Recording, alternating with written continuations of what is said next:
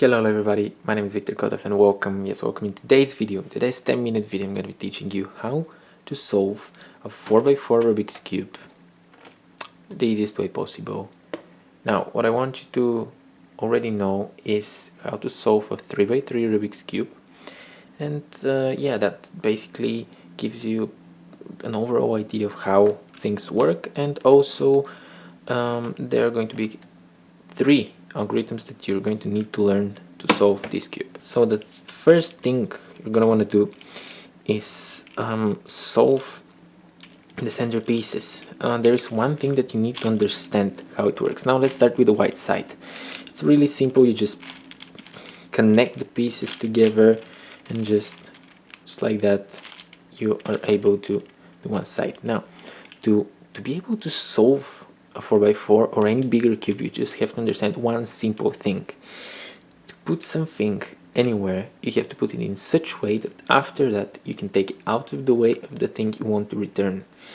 Right now what I'm talking about, let's connect the yellow side. It's on the opposite. Now we have these two. It's really simple to connect them. We do like this, turn it around and go back. Now if we do like this and connect them, this would mean that we just destroyed our white side. So to do this without damaging anything anywhere, we have to put them facing each other like so. Now when you move it upwards, put it in the place you want it to be, and then take it out of this row and then go back, you have not damaged the bottom side and you are able to connect everything on the yellow side. Now let's do this same thing for all other sides of the Rubik's Cube. You have to remember that the colors go blue, orange, green, red. I remember it like Borg, blue, orange, green, red. Now let's start with the blue. The blue one is, the first one is the easiest because you just want to build one side and you don't have to worry about damaging anything at all. Now we just turn it like this and we connect them like so. Now blue, orange. For the orange, let's see where the orange is. It is over here. So what you're gonna want to do is put it in such position that when it comes to its place, it's going to be here, like, yeah. Now when it comes this row is going to move out of the way. Let me show you, like so. Now it's basic common sense that when you do like this, you've kept these two together. So when you move this out of the way and go back so you don't damage the blue, they connect as well. The same goes for these two sides. Blue, orange, green, red. Let's go. This one, when we flip it like so, it's going to come on this side. We do this, get it out of the way, and go back. And just like that, we have solved the centerpieces. So the second step for us to do is to connect these two middle pieces together. We don't have to worry about the edge, the corner pieces. So let's go for white and orange. One is over here, one is in the middle section, in the bottom section, excuse me. So now we have to get it out of the bottom section, because to connect every two pieces, edge pieces, we're going to put them in the middle section of the cube, these two, and then do something for it. Now I take it out of there, and there you have two options. The one is the one we have right now, that they are facing the opposite color of each other. So it's the easiest thing to do. We connect them, and now, just as I mentioned earlier, you have to take them out of the way so that when you go back like so, you don't damage anything. We do like this, we take it out of the way like so, we go back, and now when we return to where we started, everything looks perfect. Now I can go ahead and insert them in the orange section. Right now let's do the white and red. We find the white and red, it's over here, and you can go ahead and insert them. Now I didn't think before inserting them, but look what I found. They're facing each other. Now we have to do an algorithm here. it's going to display it. I'm going to display it over here, and let's go ahead and do it. So you imagine that you put this here, you flip it so it goes over here, and then when you go back, this comes to its place. Let me show you how. You do like this, you turn around, and you do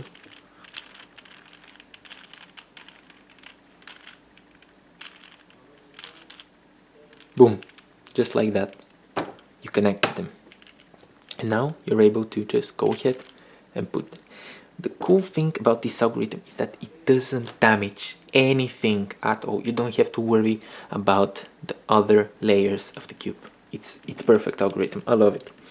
Now, the best thing if you want to get a little faster is to make sure you always have them like so, because it's really simple to just connect them, take them out of the way, go back, and insert back the green.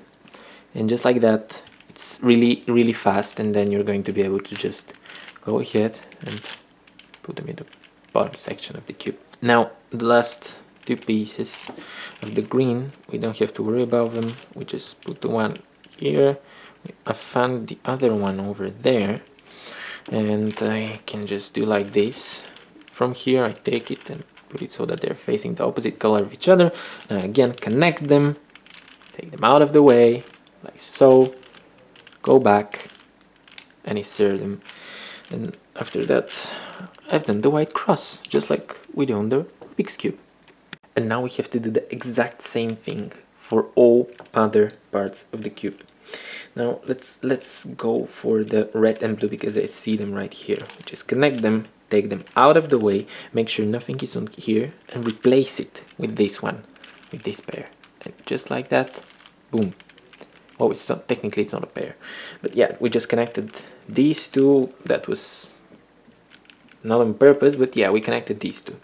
So we want to keep them safe, so you just keep track of them. Now let's check out what we have here. Yes, these two, green and orange. We insert them in the middle section of the cube, in the middle layers, and now we're able to connect them. So when we go like so, we have to think that we don't want to damage this pair, so we replace them with this one instead. We go like this, go back, and boom. This one, I see these two, but now I don't have anything free on the top layer, so I go ahead and put this one just like that. It's here.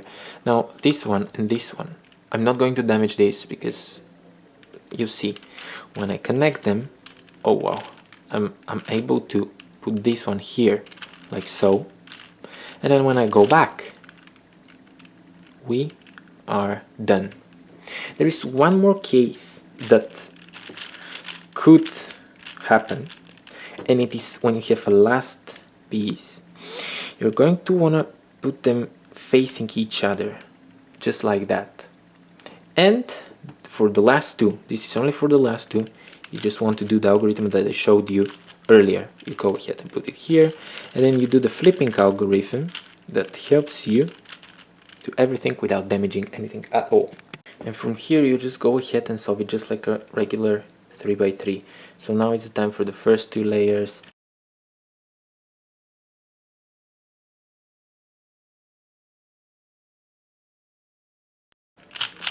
Now it gets time to do the one algorithm that you might have to deal with.